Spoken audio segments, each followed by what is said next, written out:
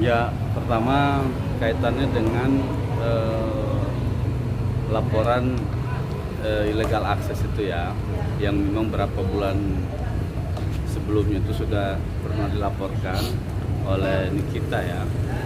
Nah, alhamdulillah hari ini kemarin sebenarnya sih sudah koordinasi juga. Hari ini ada lanjutan ya terkait dengan bagaimana perkembangan kelanjutannya. Nah, saya belum bisa memberikan penjelasan yang detail ya kepada teman-teman media terkait dengan ini karena tadi saya ketemu sama mau ketemu sama perwiranya, tapi memang lagi kondisi ada giat beliau. Nah, tidak bisa juga memberikan informasi apa yang mesti saya sampaikan di sini gitu. Tapi intinya adalah bahwa kasus ini ya saat ini lagi berjalan ya. Nah, jalannya ini maksudnya dengan kata lain ada proses yang bagus, yaitu dalam proses hukum ini naik penyidikan, sudah ada SP2AP juga dari penyidik pada saat itu di akhir bulan Desember 2025 kemarin. Oleh karenanya kita tindak lanjut gitu kan. Nah, bersyukurnya apa, di dalam laporan ini telah diduga ada dugaan ya tindak pidana di dalamnya. Jadi apa yang dilaporkan oleh Nikita ya waktu itu sekarang saat ini diduga ada perbuatan pidana di dalamnya. Tinggal bagaimana kemudian penyidik bekerja untuk mencari siapa, menemukan tersangkanya gitu.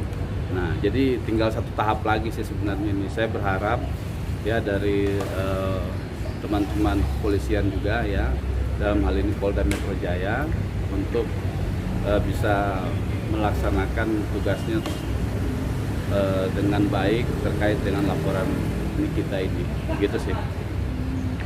Oke, Bang Usman, artinya ini kan cukup menarik ya, Barbuk yang di persidangan pada akhirnya dilaporkan Ya. Polda Metro Jaya. Ini menjadi angin segar dari pihak kita sendiri untuk menjerat pihak sebelah. Iya kan, jadi gini, kita tahu bersama ya dalam proses persidangan dulu kan, beberapa kali kami waktu itu tim penasihat hukum ya mengajukan keberatan terhadap video ya rekaman-rekaman yang dijadikan alat bukti gitu. Karena apa? Karena itu diperoleh secara tidak sah atau ilegal gitu. Nah, lalu kemudian bagaimana bisa dikonkretkan secara hukum dipakai menjadi bukti dalam persidangan, ya kan?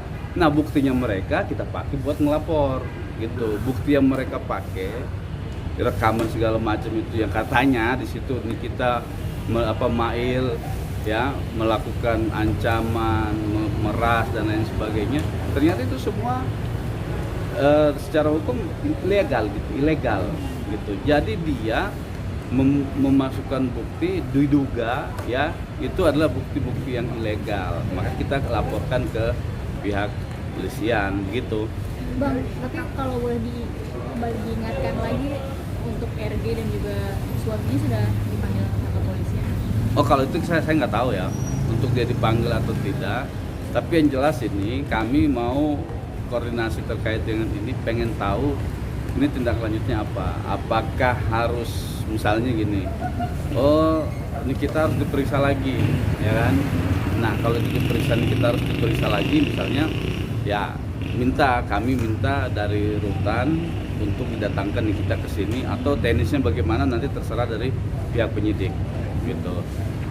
Berarti sudah dilaporkan per tanggal 12 diupload lagi? Laporan udah sekitar tahun 2025 pertengahan kalau saya nggak salah ingat ya. Bulan Saat Juni sidang apa berjalan Juli. begini loh. Hah? Saat sidang berjalan. Ya, saat sidang berjalan gitu. Kan dilaporkan waktu itu oleh Bang Fahmi ya. Bang Fahmi pada saat itu masih sehat gitu. Nah, Bang Fahmi yang laporin waktu itu. Terlapornya Bang, kalau boleh diingatkan lagi mungkin. Dia terlapornya RG dan suaminya berdua, karena mereka yang merekam, mereka yang menyebarkan secara ilegal gitu, tidak ada sepengetahuan dari Mail gitu kan, tidak sepengetahuan dari, tidak persetujuan dari Mail juga. mereka yang sebar, mereka yang rekam, mereka yang kirim, mereka pula yang lapor gitu kan. Jadi sudah diatur sama mereka sedemikian rupa ya supaya permasalahan ini bisa menjerat kita gitu. Tapi alhamdulillah ya, Allah Maha baik, ternyata kita pelajari segala macam dokumennya, dokumen-dokumen itu ternyata ya juga palsu, makanya kita laporkan waktu itu.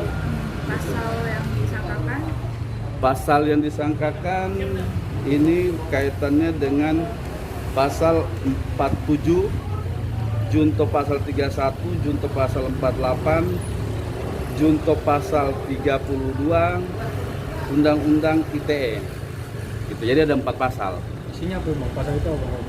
Itu isinya terkait dengan tindak pidana barang siapa dengan sengaja melakukan tindak pidana intersepsi dan atau dengan cara apapun mengubah, menambah, mengurangi, menghilangkan, merusak, menyembunyikan sesuatu dan seterusnya yang diambil secara ilegal. Nah, yang diambil secara ilegal dikenakan pidana, ya pidananya minimal 5 tahun lah ini. Gitu.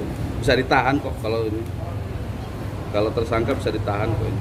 Bang, laporan dari pertengahan 2005 sampai 2006 awalnya belum ada kabar apa-apa Bang? Ya ini kabar terakhir kita Gimana? sudah penyidikan ini, insya Allah 1 tahap lagi, mudah-mudahan digelar bisa ya. Kan dalam proses hukum kan penyidikan itu artinya sudah ada tindak pidananya gitu. Tinggal bagaimana kemudian 1 tahap lagi mencari dan menemukan tersangkanya gitu. Nah, karena ini proses penyidikan, maka untuk tahap berikutnya adalah mencari dan menemukan tersangkanya. Bang, respon Niki ini sudah naik sidik. Apa? Responnya ini udah naik sidik dari ada. Ya senang Niki, dia bilang alhamdulillah akhirnya perkara gue bisa jalan gitu kan. Ternyata ada dari pertengahan bulan tahun 2025 gitu. Ya jalan semua gitu kan.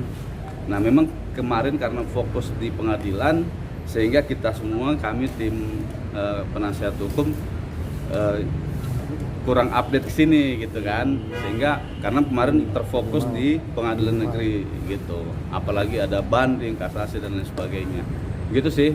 Mudah-mudahan kita harapannya sih sebenarnya Polda Metro Jaya bisa bersikap profesional ya, segera melanjutkan proses penyidikan ini ke tahap berikutnya gitu sih.